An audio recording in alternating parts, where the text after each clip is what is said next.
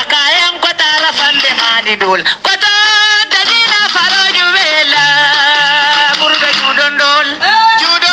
burga judondol akaya kom musala mudo kulati kan musala musilati dunya akaya lunkilin kan musawulita akaya chen kota akaya namu akayan kota rafande mani dola burga judon judondo burga judondo biraka chembe mani dola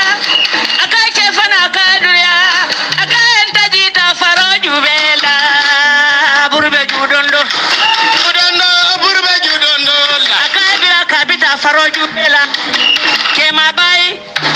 kan muso ma bayi kom muso ma bayi kom muso fana yo kumo mai ayala miran le wasikata ta farabala wala ay kan muso na ke ma batunge biren kan muso na ke nata wala kom muso be murumuruna abenyon kumo fala faro dan na wala kan muso lota jelota amala be da mai tandela kela do burbe judondo judondo burbe judondo akaya kan muso be murumuruna amala be da mai tandela kela kefana be lore amala be kela nyame kom muso be murumuruna aba fala ke mayen koto burbe judondo judondo burbe judondo akaya patara fan ko ni montadi kato ni do fana montadi burbe judondo judondo burbe judondo kayan patara fan ko ni montadi kato ni do fana montadi burbe judondo burbe judondo kayan patara fan ko ni montadi kato ni do fana montadi burbe judondo judondo burbe judondo judondo burbe judondo judondo burbe judondo. أعوذ بالله من شرور أنفسنا ومن سيئات أعمالنا من يهده الله فلا مضل له ومن يضلل الله فلن تجد له سديدا أما بعد أعوذ بالله من الشيطان الرجيم بسم الله الرحمن الرحيم والصلاة والسلام على رسول الله صلى الله عليه وسلم تسليما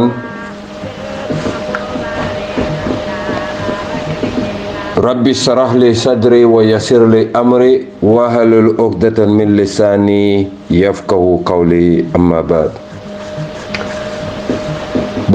السلام الله عليكم ngali konton altol nal konton la gambia dingo ding nabe gambia banko kan mbal konton na maulud nabila men keta kila bala wululu ngoti sallallahu alayhi wa sallam Muhammad ibn Abdullah Katimun Nabiin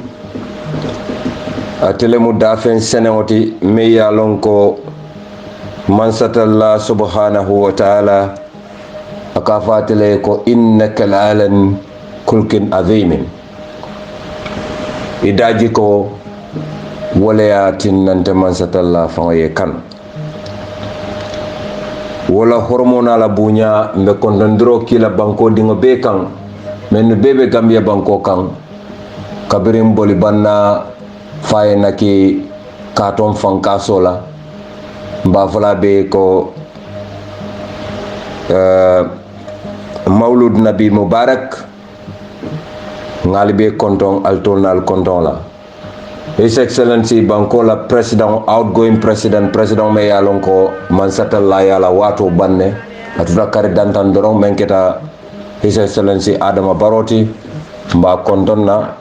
anala musufulo be mba fole ko alda suba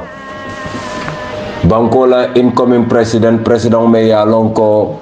nadiata mansatallaye ala dunyo kan gambe de wolbe karto dila tella dizemba karotile nani menketa mfamati alhaji Usainu Numukunda Dabo baba ida suba enim bama fulobe bani wolbe kondondro tentendilam badilam fanyolla ngadatim fama balaji Sambu Kante anin council of elders be balaji ngan sundin keta balaji Jobu Kande nyolu na kalif ba membe jarabaro kundam baba mba kontonna baba laji ya sise mba fanan kontonna bake mbaba ba mallafi balde piñay mba fanan kontonna nim fama tomal be Gambia nin Gambia bantala be kondondro tentendila mba sindila mbama nyolma ka dati ajaratu Mariam Seka mbama nyungla nuyu ajaratu Yamundaw Yabo national president nyungla nuyu ajaratu Sukaina Ka nyungla nuyu mbama mba kacang be kontonna mba Adam ba be kontonna mba Bakutorin Jawna be kontonna mba Kombe Job ani mbama tomal be ngamen tofo mamen tofo mbal be kontonna alda suba badi wol mbem bari wol faran kontonna ka dati mbaring Alhaji Moro Balde mbaring be Samala ida suba mbaring Duta Kante kata mbaring Jilen Sonko nyolu mbaring tomal be ngal be konton ngamen tofo mamen tofo mba fulale ko alda suba ngotol fanan ka dati Alhaji Bajamba Bojang Alhaji Seku Maje Suare Alhaji Usman Dabo benna national president Jara East UDP association Alhaji Ijinke Kanyi mba fanan konton na bake mba tentula ke barola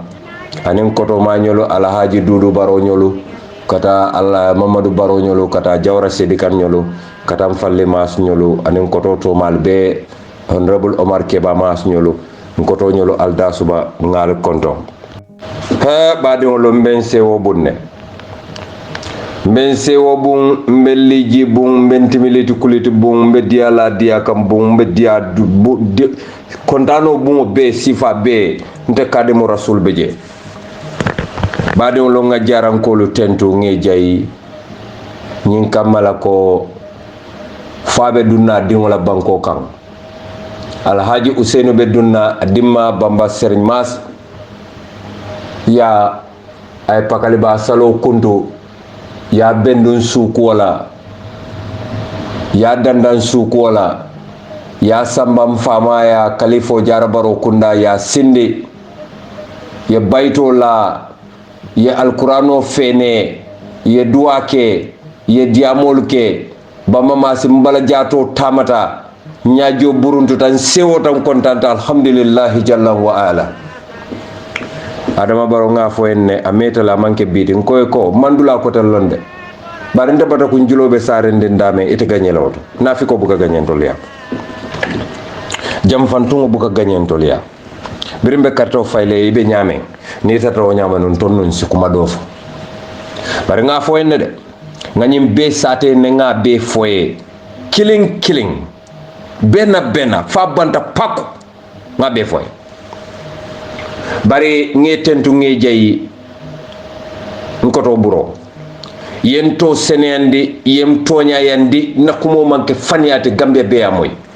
nganyim fo Gambia di wul yen sanji mume sa siata sanjoti nkoy ko APRC Fabakar Tombo Njata faction rebel group ini Adama Baro kajara ye porci ki ko yalta fo yabe wuli yalla alta fo nate be nenna be ko sifa be fala bari yalo nyimmo yalo me yalo ka daman chabo so to nyin ko to Adama Baro me yalo ko chabo ta dala wallahi Adama be kukela to lato kala mola Adama Baro abe kukela to lato kala mola yalo ngay Fabakar nyol wañar le kene bato dunia be amoy ali si ali batun abatul be kilin tenkere na la janni di sama carte fa o tema na bayta saya si bay aliman alalong ali ngata domandin dankan moy jappa golo ani be fole Adama Baro bira findita na ko ali la moy ntama fa ali la moy adama fa anala executive members of Fabakary Tombong Jatta honorable Fabakary Tombong Jatta anala executive members of both executive members APRC yep nde tentu la bag nde jeyla ñu ngi leen a sant di leen gërëm ka fa mu forole ci di wax ne man gor la amanke ka fa konto mo baroti wala konto mo jammelati wala konto mo dabolati ila kuma kamo wala mu ya foroyat nekku ne suma sant dama sant baro wala dabo wala jamme waye sa kaddu moy sa ngor odon sa boy ko Fabakary Tombong Jatta kon nañu wax Fabakary Tombong Jatta ite fa wala diamo lo ñindi ko kabri nga ñoje ben korosi kan ne mfana me korosi kan ali la moy aba be fola bi la dale ka fa forole moy bi ñoo waxtaan nga ne ma maa ngi lay seetlu yow sax maa ngi lay seetlu waaye li ma gis ci seetlu boobu man kon naa ne yow Fabakary Tombong Jatta dëgg gorga mais sa foye ko ni APRC kol alte sudu yalanti alte jam falanti nan ma muru ko man ka muru la ko waaye waa APRC ngeen ma gën a gudde ngeen ma gàtte su ngeen delu gannaaw du ma delu gannaaw yàlla mede kuma kilin fala Gambia ko jam yàgg naa di wax benn kàddu fii ci réew mi et ça foro ren dina tamu na parti yoti di nga wax ne suma parti bi maa ko moom bari ndemu tamu mool joomu buri yàlla waaye man maa moom nit ñi loolu du dëgg moo tante mooti mool le tamu yi famol bi kenn moomul kenn nit ñi ñoo moom adama la ñin ko mo toña balati isa fontel tamu na patiyoti bari ntel tamu molti wo mu wuliyalti nta sondal dalon kumo e fulal soto muro da fulola etela fanan tamu NPP de bari tante molti adam Allahu akbar adam an koy ko adama diwo kadiyamu bari new ka kuma kaw mem fo tulo fo bu ka moy bantalan kol wala ka moy ila kuma ka diyande de ila kuma bu kan dimi Gambian ko dum ko wa Gambia nak ñu ne nde bulela coalition le noma ne dañu and ak coalition bi lu tawal la ni de carte fay le wala fa ñu lañ bu gatte koku lañu sanel kat woto bi ale wala ñi tan ni bi kon lolu ngeen feñal tay woto Fabakary kon nak honorable Fabakary yaaje momo ni ala ñaato nga di la ka fendi la le nit ko gis ak su la yalla defé njiit daf la am lu la demay mais history kilim mo la fa ñu jamaay jambi ali la mo history la wax ben tarikh tay fi 2017 atum 2017 ako 2017 alla moy adama babe fo kan de baro man na sila ni ko be sino la fo nge teke ndro by force Gambia munal kakar kamfa nale adama baro moy diamo la ya dayele wati albe sewo kumo soto albe men tombona al kakar kamfa adama kaba ala bula te kar perdre ka fofo la to ali la moy ngari Fabakary Tombong Jatta e ñoje ma Fabakary ñu gisse ñi Sidi Ndiaye wala Fabakary naati ya mom Sidi Ndiaye mi mo indon Fabakary ci man yara fam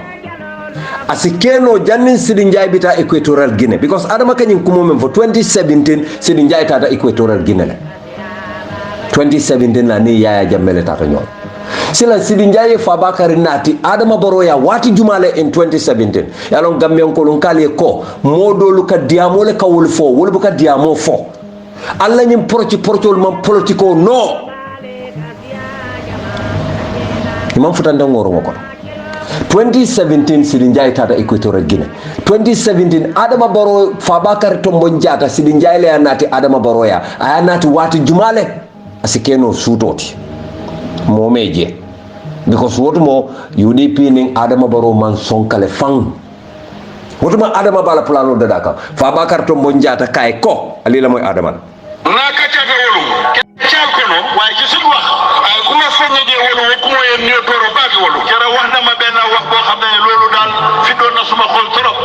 bari ngalo ne ka fay wisdom sogale anu ala fendi ala way ñaado ko le ma kera la xamne ki amna hikma te itam mat na njiit akonye ko president Barrow mu ne ma president Barrow ntel be son ka fo yi wi ndole ko president anu me sobot la fana ñun ñepp nangu nañ ne win nga election bi te yaay president di lañ and ak yow akonye ko wotuma adama baro ning yaya jamme be ñoo Fabakary kay kontul sontale koy wintale hey ñomi ngol bu dum Fabakary adama baro e fale dak ami bade aye burburle aye muta aye wasa ko jeja ko ñomi ngol ka jeja wasa ñameng aye landi fonko kam furo kan sa kané grille ali la moy ko kini ci hakilo parti woto waaye ma ne nag lenn day nang ko bàyyi xel akoñe de parti o men ko UDP ne parti bi nga nekk UDP akoñe ko billahi wallahi tallahi ni de continuer la ni be bolo ñoo xande am ni be jam falale fala mu gañ leen ne du ngeen continuer ak ñooñu te dinañ la jam fa wala ko ñeen toro baake mu ne kera wax jooju leen metti woon na ma xawal ali ñinin karoke Fabakar ne Adama Barrow benda akaye ko UDP be jam falale ako UDP ibe Adama Barrow jam falale wotuma Adama Barrow ka fala ko ntemu UDP le to senu dabole mum fati momo ko ifama fatale imam kuno to bari fala kordala teo umula dinkuru yalati ni momo ko bente challenge la UDP la leadership la mbaje la ko mu coup d'état ali la moy de Adama Barrow la kuma ko mbe peri pitla one by one Gambia ko mkaliene ko kul jaa al haqq wa jaaka al batil innal batil kana jahuka ngoy Allah subhanahu wa ta'ala la kalimatullah wonana buka boy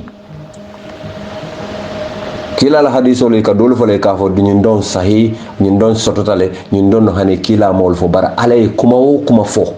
ibatar la alquran ko yaaji hani alquran mu mo be ndol ka fo munkar nakiru Israfil wolu dodo tote alquran kono lonna le ka fo dron ali lonna kilin kuma ne nyambe wol toy tan na alquran kono atije Israel beje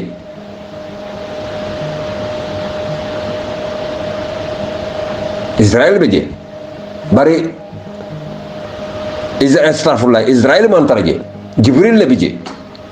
bari ala kafo Israel malaika dul kaf me Israel ala kafo enne malaikatul maut saya malaiko bari man na kawandila manke kawandilati nte nata politikol la oto mbatu nga politiko kacha nga kawando tu kawandilal bulu alla moy adama la moom ci boppam yëgoon na ci suma tontu ne loolu neexu doon ma bara kuma doon ay mel laajte waaye beneen kàddoom bi mu ci yokkoon ak ko ñi ko ndesite support noo la bari UDP ndool support noo la ni be UDP ndekafule ma bari ni man ta UDP ndekafule ne ko man khalas kitiyo jana nyininka ndesi support nole bare ni UDP be nyokan te support la ni UDP jam faale mbe support la wara ni UDP bota jokan ne mbe support la adama ni UDP bota nyokan Fabakar ya 419 nyim politiko le be diala ngo nyim politiko fo nyanta nyori ndilale akana ke nyin dizamba yake February kola Adama Barrow be perla fay bulo bom bo moy feteng bari Gambiankol alila moy Adama Barrow la biring ala multata no ma State House ay kuma kan mem fo anim bi ali la moy nyimmenna ali compare bang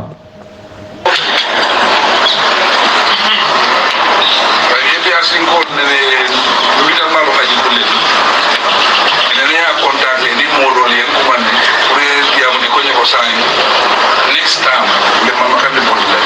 me la fla yeka fu mo pour nek kan bi ali la moy kan wota am bana mama kan de bonda e xam mu nek yen ko man e ko jogon ci ke de no tabi dia mo bang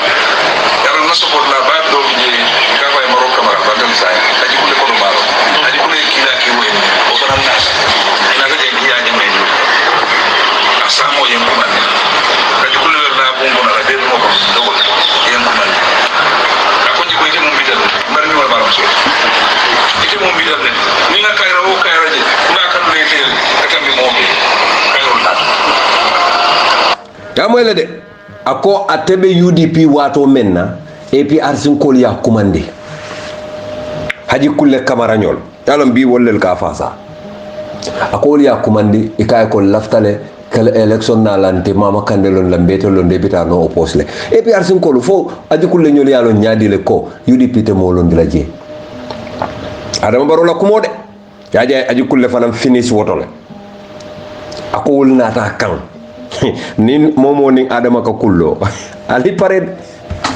nda fo malo fa be nda faranta fala bar nda nay kullo men ka tele afonde ko nda ma fate so sai nda dun na mala kullo atol be na ko kullo atol be pare ali pare ali la moy de fetis ko tan yinda ka ko no kan de bonni la bar mi de ni place la ni da ko ko de ka di la ta ko yiko ndire nga ko di ko nga ko ni la ko la be ba wala nga ndebe ko men ke ka wolo system ni bol kele man la ko ramoy de akwate ka system wala kila man la fi wala wo taymo bari bi wo system o molu wala jartate wala betiatate fe alka kumo buka donwa kam moyde yari ni nanti na adama barola kuma kawol bukan kamfa e bukan dimi bukan wori fan nke la moyle benna pir by pir word by word letter by letter nka be la moyle nga be analyze ndolo nga nyim fole e wuli tanan e ko ka PR wuli yallel dada ha UDP le adama baro jamfa adama baro ni APRC metade ngamoy Amadou Ba fananna ako adama baro tatale pour NRP ya londi jimara yara mo jamale tata adama baro no pour ya londi jimara woto babe UDP modol ni nyata talakira modol be jewolu finginte marga talakira I swear adama baro manke jamwantun dinti hani lonnalu atul menu kalfan kumandi ahlul dina wal jamaa ahlul sunna wal jamaa al tulo kanyim moyle ayatul munafiquna salasa al tulo be nyim belale andum me mawludo la kono ko mennu mambo adamato albo adamato nalbe dino le noma nalka dino le fasa inna dini indallahi al-islam ala la dino men sutiyata allah subhanahu wa ta'ala la o mo muslima ya dino lati atul kawle fasa al kafala ko qala allah qala rasul sallallahu alaihi wasallam to nyaale be woto wallahi nalaka npp fasa alka faniyala fasa npp alota faniyala kan wallahi billahi tallahi bimu mawludoti wallahi billahi tallahi bimu mawludoti suma wallahi billahi tallahi alota faniyala kan nko nin duniya ñino la mu lakira tije junube teñeje fen tije mbetar la npp la wallahi fewbe wol ko do ka soto wol isa do ma diate nyame isa so free ticket o free fewbe free nsem buntan gambia ngamurna ngam buntan ko teke ngamurna free ticket o ka kuntu la doron bare hani nko nga wakile nga koleata saibol kila la saibol e kolea mentante o kota fawtala anu ne atara wo jon senawla ko hubbul watanu min al iman je otantela do ko na banko e wo mulimani ya fanan tun ko dolte yara fan munanti nantete bulala wonoma ngala kira soto hanne be batala ka tambi ngabula duniya noma duniya me ya lon ko fani ursu samani sayyidina ali karamallahu wajha akoy la ni joni ji ka suti la sayal ko ni gambia de wolo afala ta kilo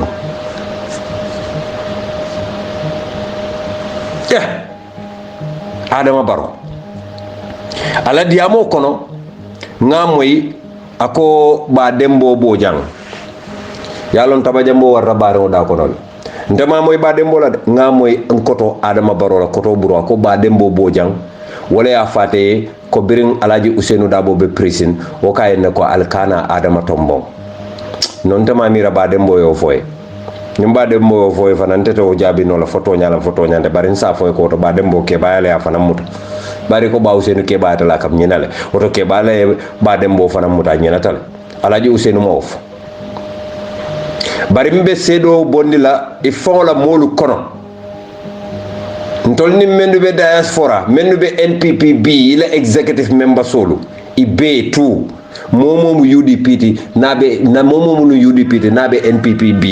ando executive member la mati B amunte bamba sedo leti including mendu manke executive member ti Lamine e Tunkara Aline Suntu Touré bari wol manke executive member ti NPP kono mbe wol tol folal i mun sedolete ntolu nga meeting soto ibali tombo na wato men nal mo sabale lota ite Adama Barrow Bujaju aning Mr Dabo manke Hussein Dabo te Abdou Dabo atol mo sabole lota atol le palaso ñini wotuma Ousseynou Dabo faw malon koy bete Adama tombon ama wolo ko salmo sabole ba ñinin kam ngamiti wo soto kabo talan tang suto Angleterre time kata fo talan saba 3:45 talan saba tambita minute tan nani ani lulu me meteon la o meteon alkal konte la folo ya chair ntela banta chair menu tulo benna ibalo na la fonka fanyala fo fonka tonya la o meteon la mbe kacha kam because the executive te kacha no la e imam bunya murundin tol fanan kan ntol men be diaspora bari ntol ka patio tamane ntol ka kodo ki o suto alkal konde meteon kumandinga meteon okay ay ñing kuma kawlu nati ko mbete momento UDP ñanta flag biara to bonna alkal konde be la ka folo ko ñinin ka nga ñinin ka ro ke mo sabale tof ndamalu songa tamiten la o suto nga ño saba kuma kaw fota je ko party leader suggestion o kede ako ning atara sa soto wotuma party leader fon ma lon ko ite Adama Barrow fon be lola fon na tara sa soto nimbe flag biere ñino la le nga docteur Aissatou Touré fanan approach nga futa fanan ma nga jube fo fanan ci son katam bi ñaato ka ke UDP la flag biere nim mole nata côté ko Alaji Ousseynou ngay nembe Adama Barrow le tala bara ko hani o mari man to nya foye Adama yaje nka kuma kelin na foye ini molla kullo kumolo kakara funtindi public because ibe malundi lale idam malu mamba kalama ni molla bota kalama ni ngol mari nate kuma dobe foye misali fe ni ngadiate ya yelmandi ite lafta yelma nyame bare ni afo nyama na diet mo memmanke molbe findina ne ba fala man soto nyama ese hakilo tuwoto baki ese hakilo tuwoto wol mari nyola sikeno president ya bunya kamala ite lola o kene bato koy manto nyaf bari moto fala alfa le moyti bi bete momento bi bankola alfa le moyti bari ci kumo fanan senendi de ataram ma fo e manto nyaf njo fanan kenol menke tambe wala explain na gambe de wala be alon wo wato men Alaji Ousseynou be suggestion o dila kala miralo di bare ako party executive le sembo soto katom mondiro ke bare atela miralo to isi docteur Aissatou Touré fana walino le ka fana kusonson fabe tambila UDP nyaato ayala miralo lo ntol falemu bare ntol la miralo na la miralo fatata ntol dolu ko mbe UDP di ngole tala men la miralo ni Mr Dabo la miralo tata iko hani alinga Mr Dabo noma ay même fo ngaw ken ko entaw ke la démocratie la munyente nga ñosa Adama Barrow birin kuma kawna tay ko laban yi nata fo yetele tombon kumo siata mo dolbe je wol melo wolbe ñinin karo la jumala mu ñin Adama Barrow ti dol ya mera fo musole fo mo fan ngoy ko hani atele ni singul ñasi nata no America UDP to leki America no yare to ko UDP nan man fenke Barrow kuma kaw fanam fon fela jabita jang UDP le yete ki America no ine singul ñasi pour kata parti yola agenda sol wafi Gambia dingole wodla do fa itate business o keje pour ka ila manjum estate business andu ila tiketo ila visa everything UDP la jo han bututo mambola jibo kon Adama Barrow ko en ko Gambia be tembo men do bi fate hejut fi fo nga ñoo hakilo bulandi doro because yalon Gambia dingol ka tariya ñi nalalle natana fero kata kaita de Gambia dingol la anim UDP dingol men be diaspora ke promote ko Adama Barrow le mun na candidate to nun jimara si nyafula mbalon la je anno han kabirabe Angleterre no UDP ko le ma ko contribution o jole anno dastro mankal lela wo mo tonyalde ndol bele kawke mo jama sonda dolu man son ndeme mu media chairmanoti ninna committee molu Ibrahima Silla abe balajela nyininka ndunda na committee bun kono nga ferol dada mbete wafila Gambia e nyaadile nga make sure nga media mara ka busi APRC la kuma kana finti ni fen finti ni ronga kaunta ntelema chairmanoti adama ngi wafi fo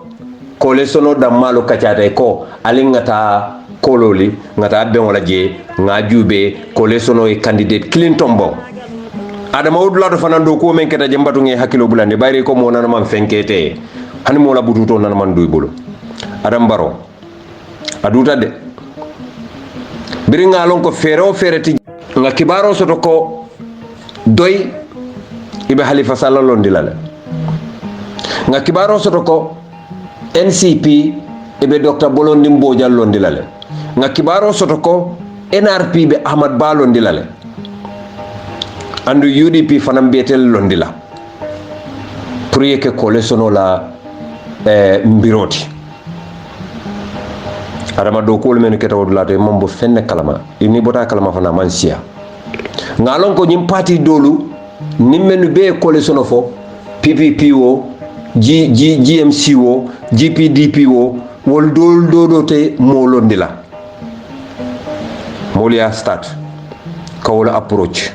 ka futema ke kacandi pour ila molu ya dinna nga Henry Gomez Walling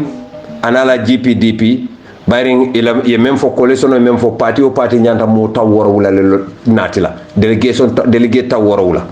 o delegate taw worowulo lafita pour ning UDP la taw worowulo lata GMC la taw worowulo ka may fati la taw worowulo ka o mu keme tannane lati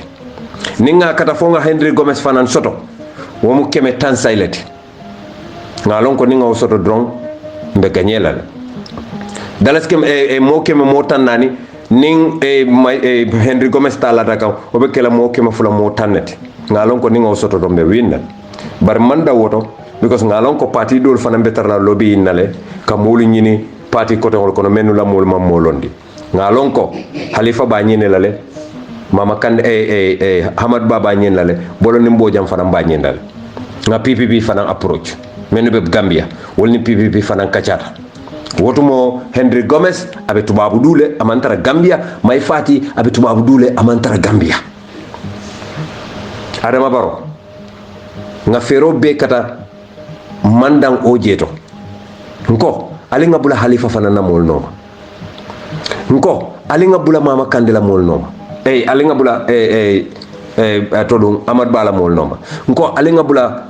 Bolondi Mbojam fana na mol noma adama baro nga fero be kata ite adama baro nga kata fo carte kese keme delegate keme saba anen delegate say kabo delegate keme nani tanko non to kono ye wala soto wurma docteur is that tout reform an kafude wala bantana la kafula male o fanana la delegate taworo membe no ma Amad Ba way delegate taworo wala nim fula le soto akamunta delegate taworo wulo men aya soto mo fula da male lata kan Halifa Sallah way delegate taworo ni lulle soto akamunta Halifa Sallah wala delegate so taworo wulo kono a fota lulule la je o lulo PDOIS nkolu ma fay Halifa Sallah ya fay ida Amad Bale wara ya fayta Adama Barole bolon nimbo jammen labanta way delegate tan sabale soto tan nan le soto akamunta o fanan na mo taworo wulo kono mo tan sabo be ma fayaye ida ya fay Amad Bale wara ya fay ntolle Adama Baro nga ñineke fata hejut fi de record so lebe mol bulu Adama nga ñim beke ite Adama Barole UDP ñim beke ite Adama Barole bari nata finti ñe silo menna aje wayata bake ngi study le fo ngi master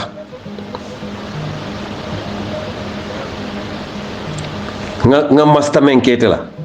hani soro men sutata sorol bedi inna atainaka al-kawthara fasalli li rabbika wanhar inna sanihaka huwal abtar wo soro sutata nyawanyang ngaw tanka nyame ngetel tanka katambala Adama le ba fola bijang sama ya fo jankani a téléphone ko ni ba ñini le quand même fo ani ni asote quand même ke man killing yalo e Fabakar e fo 19 ibe men kala Fabakar la alaman tankala ye gagné de ba ni Fabakar tendenda hanni boyringo alla ko le solo tendende be men kala Fabakar reta o kala mola to monjata ajube dron ye fitno dundi APRC ngamira APRC ko Yaya Jammeh mo supreme leader Rambo Jata ñolu wol dolu be wurila iba fo kan faye ko ni momo ko itete ya Jammeh jela bankun kan niole be bola mulle be fala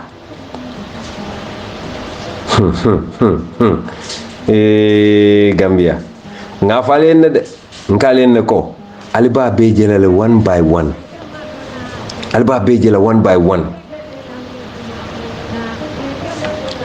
February karo atilimwan anim fula 2020 Usman Rambo Jata ko ako APRC kol be prepare for civil war pour si kilo e wuli Gambia Usman Rambo Jata la ko mode ako katu momo la fita Yaya Jammeh arrest la airport oto ako banko bele be janela Usman Rambo Jata la ko bari Usman Rambo Jata amanda woto de June karo tilim wanning worowla ñinan sang June July August September October kari lulu mbewla kono deputy leader Usman Rambo Jata ay barola man sakunda attack ako pour woliya fo Yaya Jammeh nanata jang ita garantie nola ako mu faniyalete Gambia ni ñim politiko fa meta do man den doron mbebe ñoo suute la le yalo adama ka barola ka fako fano so ko do wade jumala fo fano keta man ñoo suute ni ya sabado man den doron janne February nga carte fo sabande do man den doron mbebe ñoo suute la moto bola moy kumpato Usman Rambo Jata man da wota Usman Rambo Jata atening nadu sano September karo tilimuang biri ya dati ida malu ka kacha dron du sano e breaking news bondi ako APRC mu clean politique lati APRC mu parti senem baleti bari binkaji Adama Barrow la man sakunda ka findine ka fo TRRC la recommendations ba be implement la because Yaya Jammeh man son ka fo Adama Barrow koy kam fantungo kama nyamen ni korosiro ke tata ni hakilola hadi abe adende alote silo kan e ko bitata mafala kunde nyato e ko bitata mafala kunde nyato lo tema yebulol bambu nyoka ya jubabu mo nekata abe menkala don faka si so men takila da folote jungula da yaje ka joton e ka tonyen tungoje anyon jote o te kering afolo bu ka marok ake pousse la pour juso kamfa ke provoque Adama Barrow mo walti ngala ngafo je Usman Rambo Jata e lobi biri ko Adama Barrow ko ay tul banle Usman Rambo Jata la safira ko cey Yaya Jammeh so you think you still have the powers of president to hire and fire. The APRC is governed by constitution and you cannot expel Fabakar Tombong Jatta. My regrets for supporting a liar, a tribalist and a traitor. Rambo Jata ko Yaya Jammeh is a liar, he's a tribalist and a traitor. Mfolu tulobe mome na mome alon ko yes faaw da taratirun ka jolo jolo bi wala ka fo Yaya Jammeh ko you are a liar, you are a tribalist and a traitor. Alila moy de Gambian ko nko Rambo Jata be tenenu UDP fitina upon fitina, Seytane upon Seytane. Rambo be wala nyam mo be lewlo Rambo Jata e bakaw Jata kundankol batande ya fasa itata police ye ko beke a fama dinding mbe fama wakata si bundu station na fofano ko koroti bire Rambo mute ya mabo mo bele batata surtout koto dudu kasa anin koto chokes yaje nyinanti nambuka Rambo ma bake because Rambo la ko UDP ko atina nga Jata kundalo mbake mo kende bal rambo ni mol tora wotuma nim police on nata jata kunda muso nin kew bele ka tew sete abe man ke fendi fo ni setanen dindin ni setanen dimo ni da sun kan no rambo jata bi wala kallo rambo jata men kallo aka fo ni ko be yaaja me stop la civil wala be kala ali prepare ngana si kelola ako man nin ko le man la fi jolalla rambo jata kilo ni nem fata kilo wala kana lo ako yaya jamme mu tribali solati Allahu akbar ayatul munafiquna salasa be mawludo ko Gambia kale no ko ni man fa ima beleje ite nyanta men beje le mo beleje walantine man fa bar ni a beje lu men rolu ne bita lakir alama ala en jerinda bela kila hormoto nyanta men jela alama nga beje kila hormoto rambo jata ko ako my regrets for supporting a liar, a tribalist and a traitor. Anu nying rambo jatale yaya jammening Suleiman Singul Nyasi nyol kuyande atele ning eme ba nyol kuyande atele ning kitim jaaju nyol kuyande atele ning jerendi nyol kuyande andu tol Fabakary nyol man jerendi nyol bay yaya jammele bay mbele nga moy audio to rambo ning yaya jammele audio to tay mo le tembulu ton no mbebe pele la liela moy yaya jamme ko I expel them from the party aka yes sir yolu bay party ko wala nyama ndol mo executive member so lelti bar bi to fele kalo ka fa ya jameten to baynola Gambia ngo mu be kering atul men yalon kalbe Fabakary support ka ni rambo nyol albe APRC al sial ye mira bang ye jerendi nyol bay nyaadile ya jamele bay ye eme ba nyol bay nyaadile ya jamele bay anda mantara jabe ko to ragine to le fawol ka fo babil mansan na supreme leader Fabakary la ka ko mo befo yo wallahi billahi man nyana kala nyomin koti man nyana kala nyomin koti albadar ko nyantete excommunicate lal Fabakary albadar almama kunda nyantete da bondile la foto la ferem Fabakary no wondete dabe jenkerin ko fonko ko kakolo bo itala keba yabe tembo men do Fabakary itala alfa yabe Gambia nyamen hani sio fonbe nyamen Fabakary itama yelama han ka bibe ndongondi yala way lu ndongondi kurtu ndongo ba xamna ko Fabakary to monjate te meta ñi kuru yala le i meta ñin nale ye ñine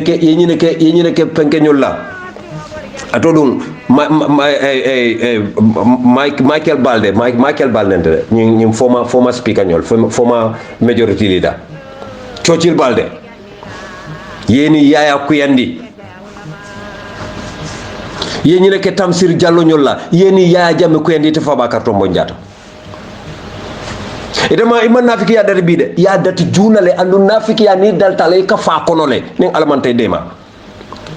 Fabakary sanaw yala benni tema walantina ko dolbe je nke sutura kam buka fo ko dolbe je ntenga ku jama lombe deeri nga kan because wolmante dafa politiko kono pour que tenkere wonyama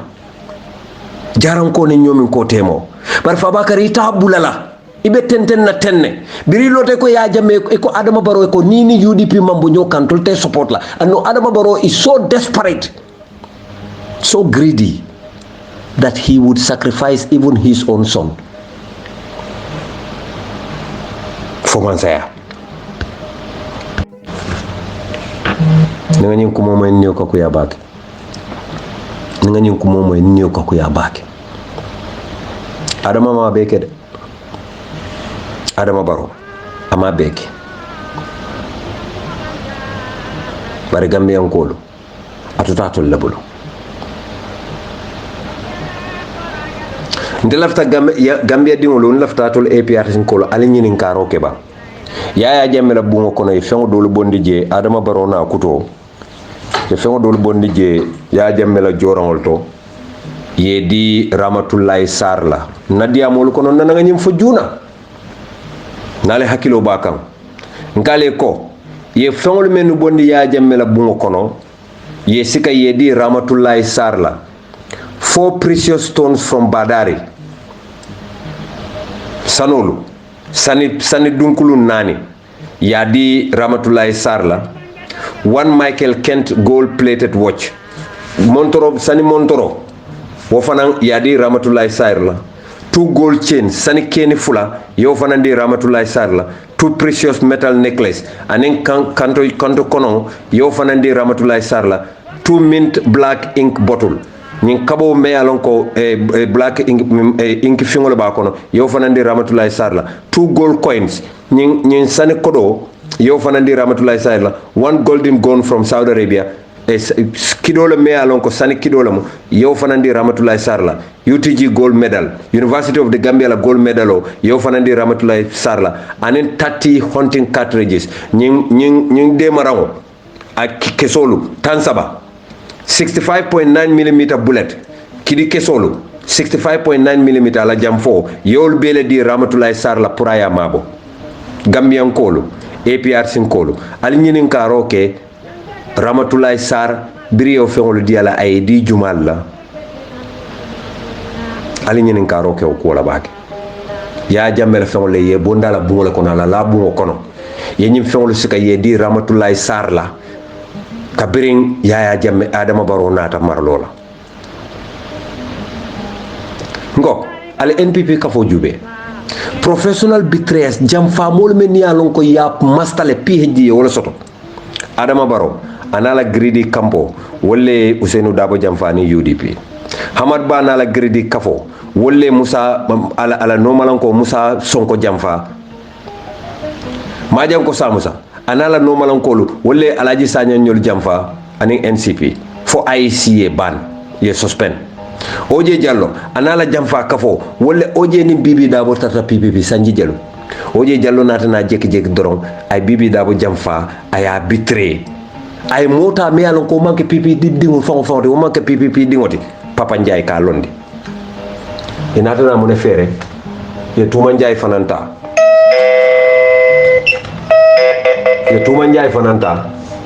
yo fananke yo fanan jamfa ñimbe Adama lay ñimbeke badi Gambian ko Adama Barrow na la kafolu Alaji Oje Jallo men ko atinana te ani Adama Barrow te do ko kala Gambia nga ku jama la jed ku jama bar alama alay ndema kila hormot alin so demande kon ka faale ñamen doron badi ngolu ngali en ko Oje Jallo anin Bibi Dabo e to lebenum PPP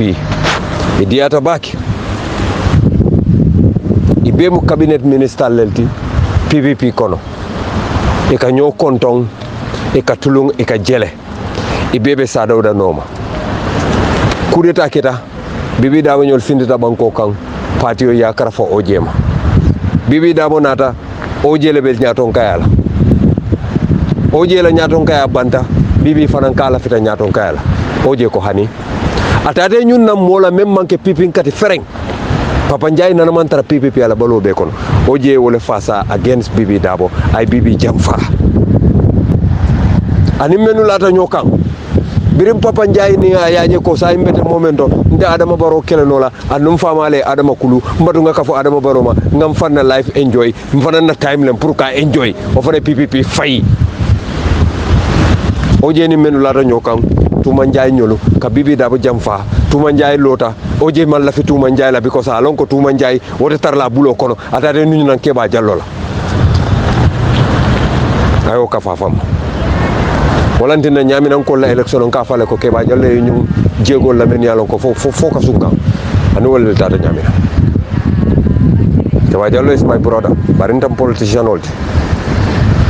ngata mo tula jede mo pareta pour ka Gambia jam fa ini tabe dunna ñolal Oje Jallo men ko atenanate Adama Barrow fasala he will never work with Adama Barrow be out of hatred kam fanin jawya nim kelo wala ya bulande Adama Barrow no anin konante ya Fabakar to monjata Fabakare tombo itente fenti ñomin ko lu ñantete bon la ñomin kayatol malla fi kala ko tentende kafo bare Gambia di wala sal hakilo to bakede surtout nadina dun kewol surtout men ke fon kumande alel jama alel sunna wal jama ñine kete ya jamme la karola ya jamme bota je nata banko kan e ko ha dina nyaton kollemo ale nga yamfu mbenga ke kilomote nga kol domandama o tay mo ni mol diamata de ko kebo chamu e ke bute chamu e nyin kawandol ke ron isi kebo cham jayna bulo la kunto ka san kumboke kebo cham ya datle ko teke de anda tol menu nabe ku kiling al nyanta fulay ne kebo na alfal moti kana nyi manyake ni be ban sakunda support kan wo is fine momam bala wala momo e nyantol soto kadula support bar ni lote ko mennu be dula kotawol to wolbe kafiri yalla yetta do nin to lota nga kumo foy ko ha e kan dina alfalle ma ba andal nya be lele ka kuma ko men foy fawol ya lon koy ma sem mentu yandi alqur'anu da dulato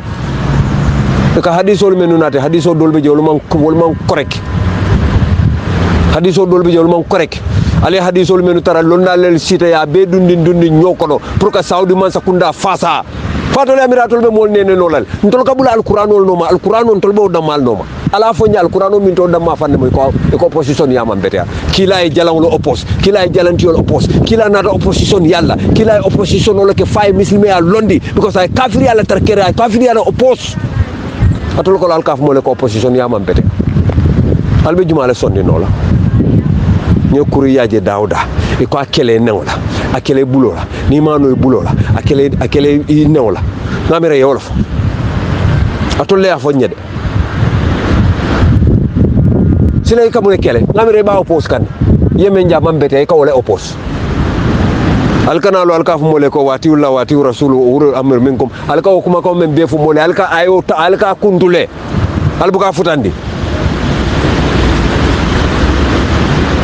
al mol bula natol be damen al taraje mol be damen ali bule taraje atole alqur'ano anin hadiso kawandi molye ali ala bonni mole nyoto ali al baraji ay al so hormola al so hikmala al so bunyala al nim moleta alqur'ano ko jube bang ni tata sura mu wannim fula allah taala ba fula jo ala jonle ko alkana faniyaf ni tata sura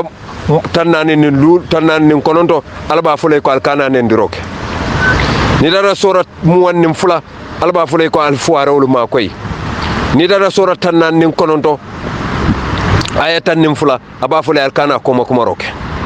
ni dara sura lulu ayatan say nin kononto aba fulay ko alalla la hidol timmandi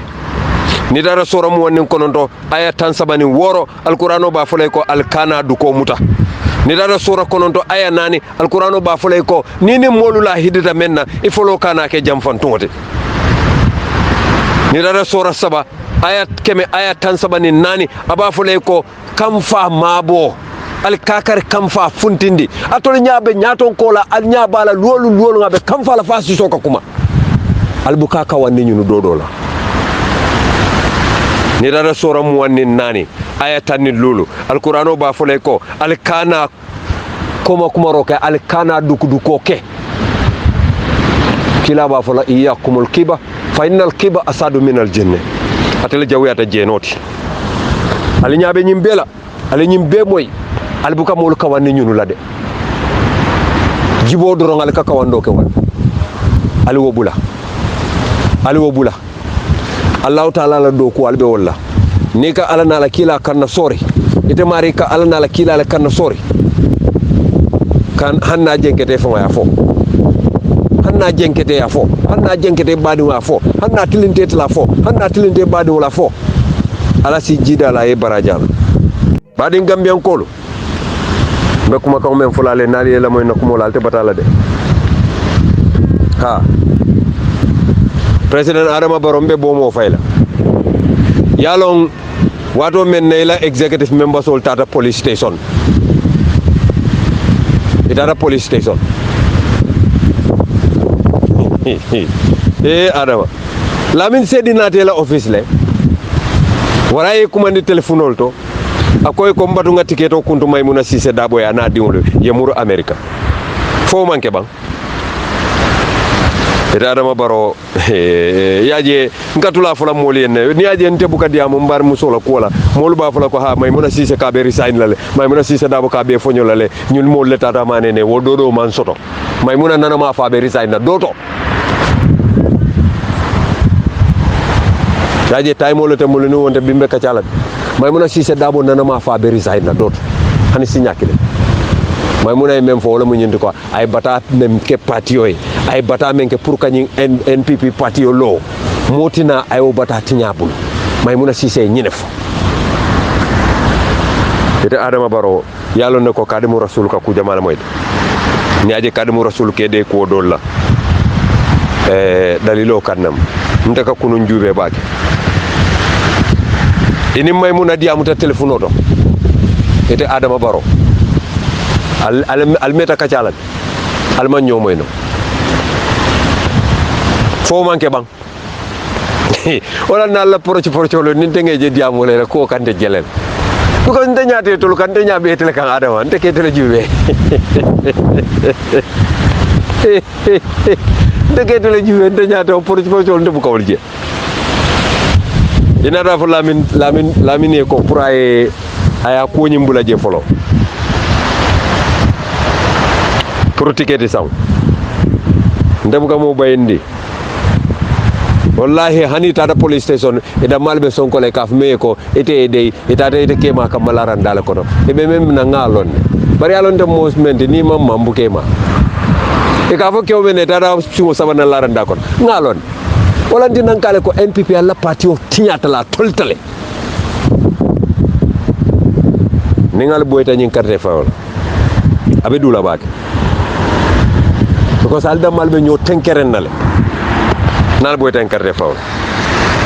ndabuka kala mo la de ali la moy drong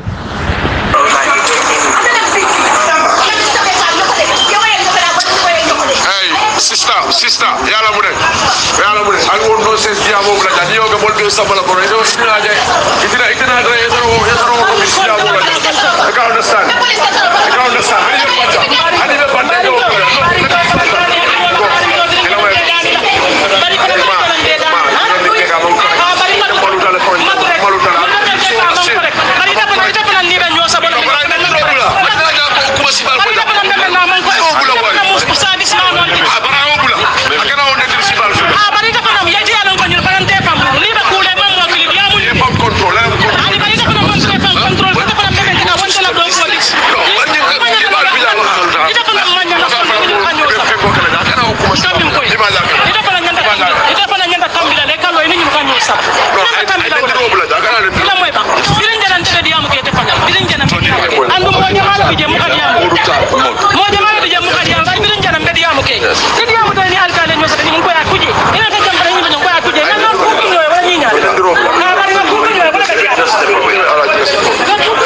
alila moy yalla anta fala kadin la kanyul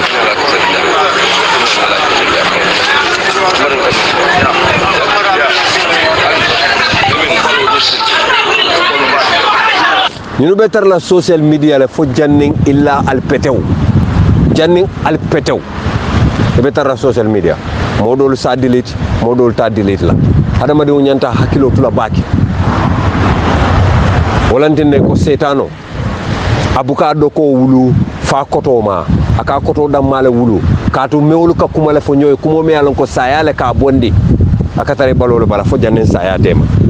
volantine na ñantan hakilo tula baki kuma jamal foto la tot kuma jama bal bari laftan na kuma kan lafta pour ka me yitande gambe di wala mu wuliyal be yayi kan alisal hakilo to baki eko loya Ousseynou Numukunda Dabo e dol ba fola koy kate lola alfon ya moy loya la le ako memba balla lola sayala moti ntako memba balla lola sayala manen kuran jawo alma ala atankama baro ko la fenta bal lola eko ke fambambulu amen koma ngakki baro sotole eko to lew dolle fa wulende ko mu loya lelti nde to fola de because it's very important man kuma ya hando manding nadi no leke tol fo nte buka mo tof ne man kuma ya nyako to buka tof e ko tol ba fenkelale ni watin kono e lafta pour ka petition le dundi at the court ka foko Ousseynou Dabo man qualify e be bambula section 62 wala koma barimbe mem fole wala mu nyinti ko na banko la constitution kata 19 1997 constitutional na bunda taworo nim fula ala tunkun sabo Gambia la constitution 1997 e ko be wala claim la pour que Ousainou Darboe disqualify barali wolu wa fanam fango jube bang wolu ko nim mo me ya lon ko ay palaaso maray ka fo me tuba ko public office Gambia banko kan ya retire ya bay warang yala do ko nyim buruka kabo palaaso to warang ya muta wara luwa ya muta ko ay criminal offense leke ka tilimbala ke ka luwa tinya waranto ka sunyaro ke waranka mofa comme même criminal offense to drong Gambia luwa to warang ya muta ko ay manyale ke manya me alon ko tilimbalia tapaleya wara ay daji ko men luwa manta wote keno la president ni be o luwa nyim fasar la loya Yankuba Darboe ya bebo ni nyotol yo andung loya Yankuba Darboe fon ta damante de ni na tay ya jube Gambia di wo Gambia ding abe nyanta o luwa jube lele aya korosi section 62 subsection 3 1997 constitution we ku jamale itandi kuma kawul men be section 63 subsection 3 wala mu public office di mune mu public office di alinga section 62 subsection 3C jube ngana B ngana A ala siko fo Ousainou Darboe fo loi nane amuta la bang ha Gambia loi amuta fo Ousainou Darboe inane ya soronne bang ha inane ya soronne fo Ousainou Darboe ya inane ya baydo ko la ba ha inane ya baydo ko la ñu be mu toñal bari ni ya jube paragraph B wo Ousainou woma apply to Ousainou Darboe Ousainou Darboe nana loi nana ma muta wotuma abe public office do ko to ba muta la wata men wotuma private person nam manke public servant wol alu Darboe nije sa alinga na iko wotuma men ay place muta ya bonda la do ko la vice president bari ni o fana njube acto ñu njube ba vice president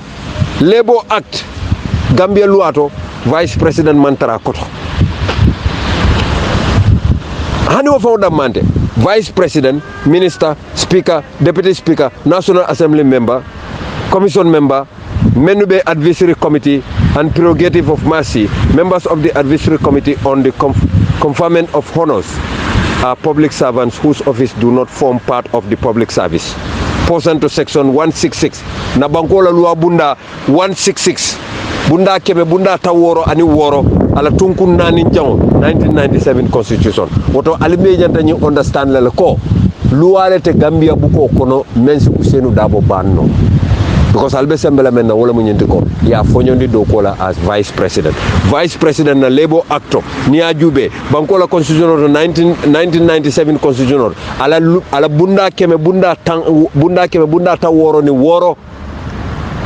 ala tunkun nani njango wayitandi le ko ministalu vice president speaker deputy speaker député olu anin commission members olu anin menu yalon ko be yamarlo bunda lelto wolu mantara public service kono Ousainou Darboe mantara public service kono ñi ñanta Sénégal mo be male yalon Gambia di wolo e ka nafiko mambetea nafiko amambetea nafiko ka kiskisiro kala ya jube atebe muntole tala dame yate fevo ayta pour ka awuliya isaji asimolu damal dundi nyola asimolu kumol bon dundi nyokono yalon menu be kanyin kuma kamol fon ka moy NPP la ila dulal to ba fala ha ya announce le IEC fon ya fole Ousainou Darboe telo encore ngamiratul kale UDP fale dakali ya trop fale ali wolof parti woro NPP la ta kam parti woro wala ka UDP challenge mo woro UDP killing Adama Barrow mam abuka sino no UDP abuka la no UDP abuka wuli no UDP faka wuli na ka fo mfa abe fala opposition yala kono Adama billahi wallahi tallahi malla fi pour kam fawo kajafi bar adama nga ñolon ne de ñolon kunda konto ñinin carte je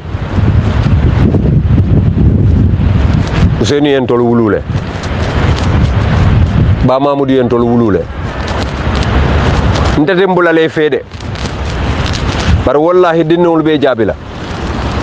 Gambia doyata bakele nga ñolon ne Adama Barrow kumo dol sutiyata dala wol man jar forola because kumo mu kidika solti na fintata buka murnan kotanke Gambia mo jamal tata mail tude ñim mail tuye mo jamal jiade wo bungo kono jana mo jamal jiata je alen nga fata ñoma adama si kam fa ñawnya ni mina mitin dulato kar jiomi bari ka sita do man kar jiomi e jusobe ñame e katama ñame wonte politikoti ite tar loring alfa mu kala folu tulo bela e fonka foy comme fa betenda dinna ko ke dunia ko no ba ndawto fola ba Mamadou de nta fola mo ko tay min ka mo kuma nim fala wala nan ko e biri ko ba dembo bo jang wala ya fote ko Ousseynou Dabo mo mal tule akoy kanete ta ngoy ba dembo mo foy because ba dembo ta hanyila fola na fote fonka ben fo ba Ousseynou la koto ba dembo fanan ke ba yatal nsi dan no wolto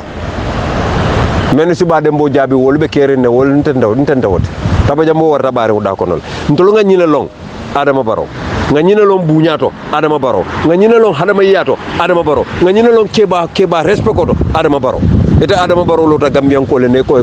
mani boto is less than $1,000 ita Adama Barrow le even the rice you can get rice now less than $1,000 in the market 975 alila moy de Adama Barrow ko mani boto dalasi keme ko non to dalasi talulu ako ka soto marché otole malo marché jumale moto fo kaba ka wafi marché o mento wala mba Adama Barrow fo ka diamu Gambian ko kan ko atol fo tulole katara Adama Barrow la Gambia ko may wala munantina mol ndol nyanta tenten na ka diamu Gambia fo Gambia diwlo fo be wala be Gambia bam fo Adama diwlo be Gambia bam hani Adama diwlo be Gambia tawlan tewla siata ning anin hasido wala te banna na banko ka burtu tole be je no fo ngaw bondi nin ko mbenga ke kilomote to nyaale be sabatila andu momo ni lota to nya kan wallahi sonno mole ka tenkun e ka fani atiyo ja sonno mo bu ka tar tenkun ding wata ka to fitiri na dro ka to kam faare ndoro molla ko ka dima ka tara do momon ko kal menna audio danna mento wala mu nyindi ko Adama Barrow atele ya fo Gambian ko la ko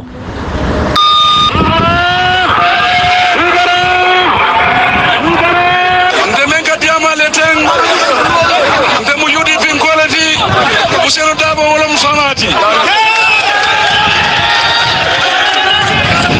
ya Ousseynou Dabo muta pour que na parti au fa dari ite na parti au fa nola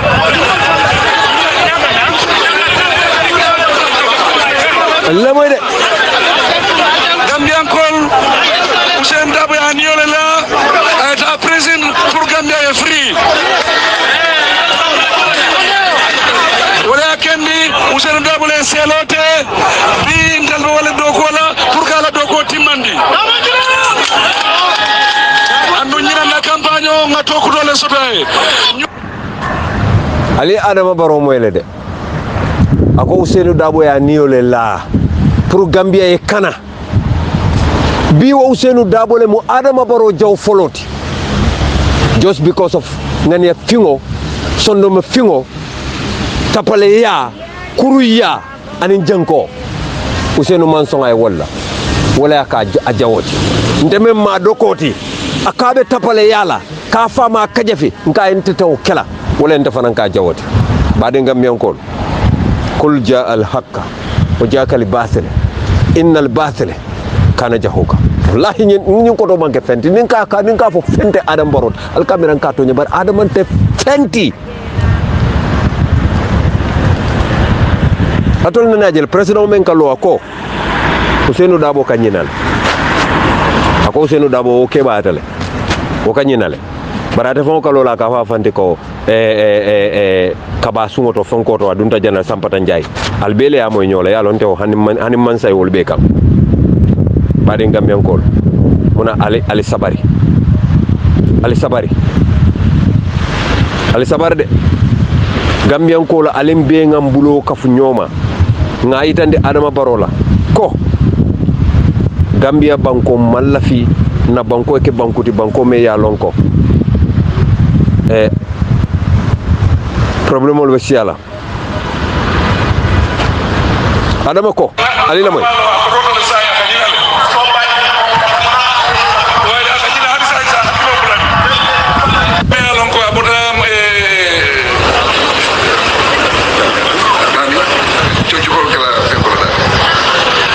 say adama nim baw senu jumala kanyina ali la moy ni kumo la kende ke ba ali la moy